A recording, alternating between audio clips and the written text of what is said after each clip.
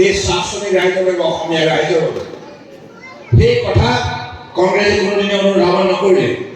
যেতিয়া আপোনালোকে মোক মুখ্যমন্ত্ৰী পাতিলে আমাৰ প্ৰধানমন্ত্ৰী নৰেন্দ্ৰ মোদী ডাঙৰীয়াৰ আশীৰ্বাদত সহযোগত আমি অসমৰ চাহ শ্ৰমিক ৰাইজৰ সৈতে কথা পাতি প্ৰথমবাৰৰ বাবে সন্তোষ কুমাৰ ৰত্ন চাইমন সিং হাৰৰ স্মৃতিত প্ৰতিমূৰ্তি নিৰ্মাণ কৰিলোঁ আৰু তেখেতসকলৰ স্মৃতি চিৰজীৱন কৰিবৰ কাৰণে আমি শ্ৰমিক কল্যাণ দিৱস প্ৰতি বছৰে উদযাপন কৰাৰ ৰাজ্য চৰকাৰে সিদ্ধান্ত গ্ৰহণ কৰিলে। কাৰণ তেখেতসকলৰ স্মৃতি জীয়াই থাকিলেহে আমাৰ এতিয়া যিসকল ল'ৰা ছোৱালী স্কুলত পঢ়ি আছে সিহঁতে বুজি পাব, মাক দেউতাকে সুধিব যে এই সন্তোষ কুমাৰ ৰত্নকে ৰহে, চাইমন সিং হৰকে ৰহে, সমাজ के खातिर কি কাম কৰে। তেতিয়া মাক দেউতাকে ক'ব তেখেতসকল আমাৰ ভৱিষ্যতৰ বাবে আমাৰ সমাজৰ বাবে বহু ত্যাগ স্বীকাৰ কৰিলে, বহু কষ্ট স্বীকাৰ কৰিলে। সেই কথাবিলাক কংগ্ৰেছে কোনোদিনে নাভাবিলে। আৰু দয়াল দাস পানিকাৰ নামেৰে আমি স্বনিয়োজন আঁচনি আৰম্ভ কৰিলোঁ।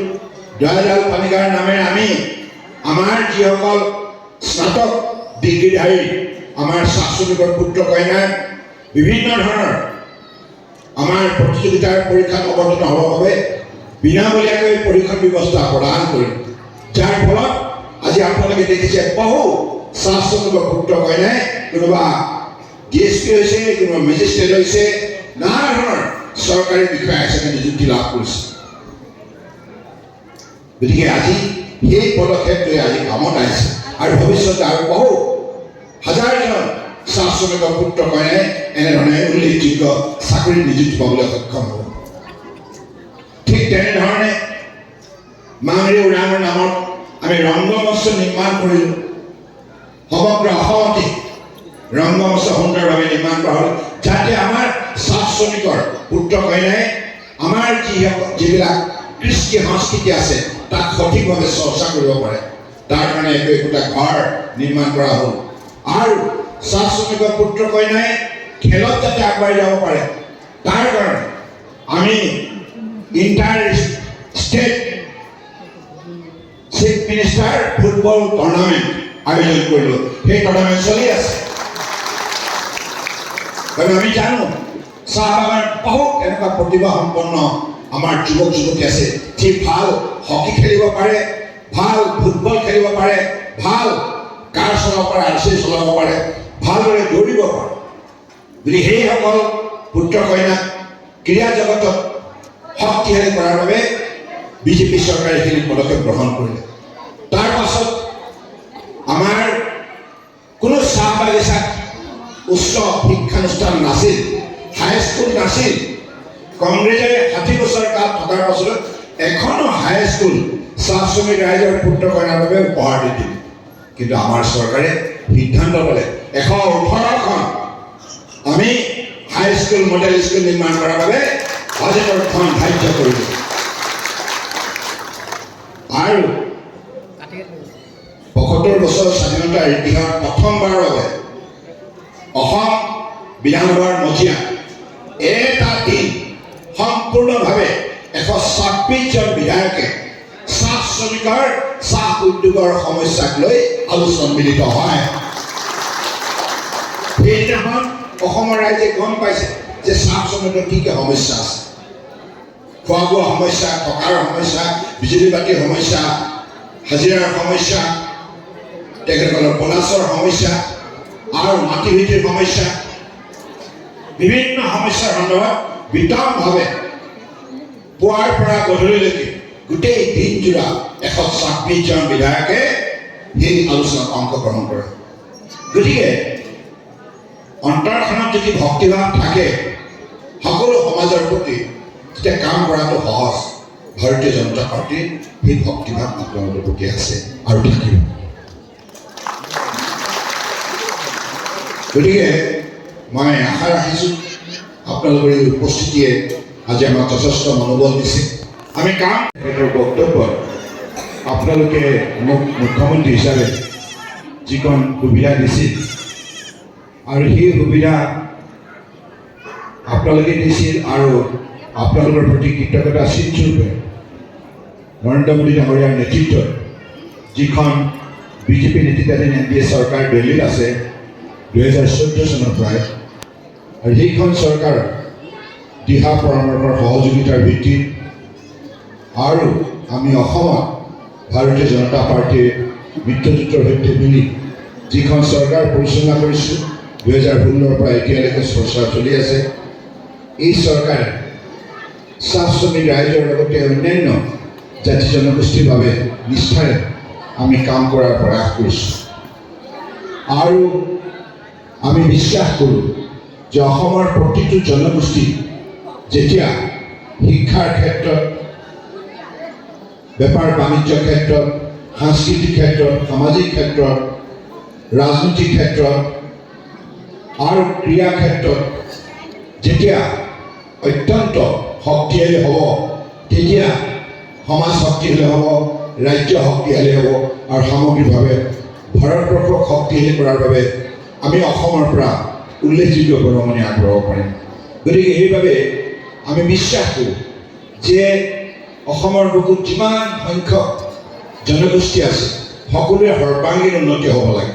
কিন্তু কংগ্ৰেছ দলটোৱে 60 বছৰ ৰাজত্ব কৰাৰ পাছতো এইবিলাক সমস্যা তেখেতসকলে নেদেখিলেও, দেখিলেও তেখেতসকলে এই সমস্যাবিলাক সমাধান কৰিবৰ বাবে কোনোদিনে আন্তৰিকতাৰ প্ৰচেষ্টা হাতত নললে। তেখেতসকলে যদি 60 বছৰ আগতে এইখিনি কাম আৰম্ভ কৰিলে হয়, আজি হয়তো চাহ শ্ৰমিক ৰাইজৰ মাজত কোনো এটা সমস্যাই নাথাকিলে। কিন্তু কংগ্ৰেছ দলটোৱে সদায় ক্ষমতাৰ বাবে তেখেতসকলে আমাৰ চাহ শ্ৰমিক ৰাইজৰ ভোটটো ল'লে, কিন্তু ভোটটো চাহ শ্ৰমিক ৰাইজে দিয়াৰ বিনিময়ত তেখেতসকলৰ যিখিনি মৌলিক সমস্যা, তেখেতসকলৰ যিখিনি অৰ্থনৈতিক সমস্যা, তেখেতসকলৰ পুত্ৰ কন্যাৰ যিখিনি শৈক্ষিক সমস্যা আৰু শিল্পীসকলৰ বাবে বিভিন্ন ধৰণে শিল্পকলা চৰ্চা কৰাৰ বাবে যিবিলাক সমস্যা আৰু তেখেতসকলে বসবাস কৰা স্থানত যিখিনি ন্যূনতম যাতায়াত আৰু যোগাযোগৰ ক্ষেত্ৰত যি সমস্যা, এই সমস্যাবিলাক কোনোদিনে কংগ্ৰেছে অনুধাৱন নকৰিলে। তেখেতসকলে চাহ শ্ৰমিক ৰাইজৰ লগত আন্তৰিকতাৰে অন্তৰংগ আলাপ কৰি এই সমস্যাবিলাক সমাধান কৰিব পাৰিলে হয়। যদি বিজেপি চৰকাৰে 10 বছৰতে এইখিনি কাম হাতত ল'ব পাৰে, তেতিয়া 60 বছৰ তেখেতসকলে নোৱাৰিলে। সেইকাৰণে সমাজখনৰ প্ৰতি শ্ৰদ্ধা ভক্তি থাকিব লাগিব, তেতিয়াই সমাজ সেৱা কৰিব পাৰে। গতিকে আপোনালোকে আজিৰ তাৰিখত ইমান কষ্ট স্বীকাৰ কৰি আসাম টি অসমত উন্নত মানদণ্ডৰ চাহ উৎপাদন কৰিছে। আজি 200 বছৰ ধৰি আপোনালোকৰ পৰিশ্ৰমৰ ফলত আজি অসম তথা ভাৰতবৰ্ষই গোটেই পৃথিৱীতে অসম চাহৰ যোগেদি নিজৰ গৌৰৱ বৃদ্ধি কৰাৰ ক্ষেত্ৰত সফলতা অৰ্জন কৰিছে। গতিকে এই সফলতাৰ অন্তৰালত আপোনালোকৰ যিখিনি অৰিহণা আছে, যিখিনি কষ্ট আৰু সাধনা আছে, এই কথা সাহস পুষ্টিয়ে সদায় উপলব্ধি কৰিব লাগিব। ক্ষমতাত যোনেই নাথাকক, সেই ক্ষমতাত থকা দলবিলাকে সদায় গাঁও, বস্তি, চাহ বাগিচা, চহৰ, আমাৰ দৰিদ্ৰ জনগণৰ বাবে নিষ্ঠাৰে উপলব্ধি কৰিব লাগিব। ইয়াৰ সমস্যা সমাধানৰ বাবে বিশেষ পদক্ষেপ ল'ব লাগিব। প্ৰয়োজন হ'লে পুৰণি আইন, যিবিলাক আইনে এইবিলাক ক্ষেত্ৰত বাধাৰ সৃষ্টি কৰে, সেইবিলাক নাইকিয়া কৰি নতুন আইন প্ৰণয়ন কৰি হ'লেও জনসাধাৰণৰ এই সমস্যা সমাধান কৰিব লাগিব। পূৰ্বতে কংগ্ৰেছ দলটোৱে যেতিয়া চৰকাৰত আছিল কি বুলি কৈছে? তেখেতসকলে কৈছে যে বাগানৰ স্কুল ঠিক কৰা আমাৰ দায়িত্ব নহয়, হস্পিটেল ঠিক কৰা আমাৰ দায়িত্ব নহয়, ঔষধ ছাপ্লাই কৰা আমাৰ দায়িত্ব নহয়, এম্বুলেন্স দিয়া আমাৰ দায়িত্ব নহয়, ৰাস্তা পদূলি বনোৱা আমাৰ দায়িত্ব নহয়, কাৰণ বাগানবিলাক প্ৰাইভেট ছেক্টৰ, কোনোবা মালিকৰ, যদি তাত চৰকাৰৰ দায়িত্ব নাই, তেনেধৰণে কংগ্ৰেছ চৰকাৰবিলাকে কৈছে। কিন্তু বিজেপি চৰকাৰ অহাৰ পাছত আমিতো তেনেধৰণে কোনোধৰণে ভবা নাই, কাৰণ চাহ শ্ৰমিক ৰাইজে ভাৰতৰ নাগৰিক।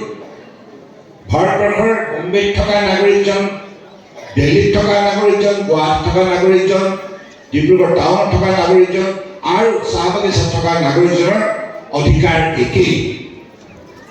সকলোৱে ভাৰত সংবিধানে প্ৰদান কৰা সকলো মৌলিক অধিকাৰ তেখেতসকলে ভোগ কৰিব পাৰে।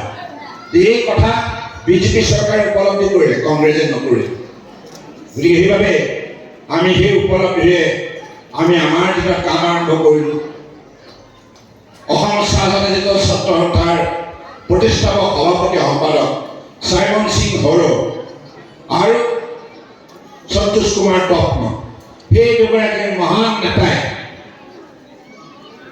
40 দশকতে তেখেতসকলে চাহ শ্ৰমিক ৰাইজৰ সৰ্বাংগীন উন্নয়নৰ বাবে বিভিন্ন ধৰণে সংগ্ৰাম কৰিছিল। অসমীয়া জাতি শিক্ষা, সংস্কৃতি, ক্ৰীড়া, অৰ্থনীতি সকলো ক্ষেত্ৰতে শক্তিশালী কৰাৰ বাবে তেখেতসকলে আন্দোলন কৰিছিল।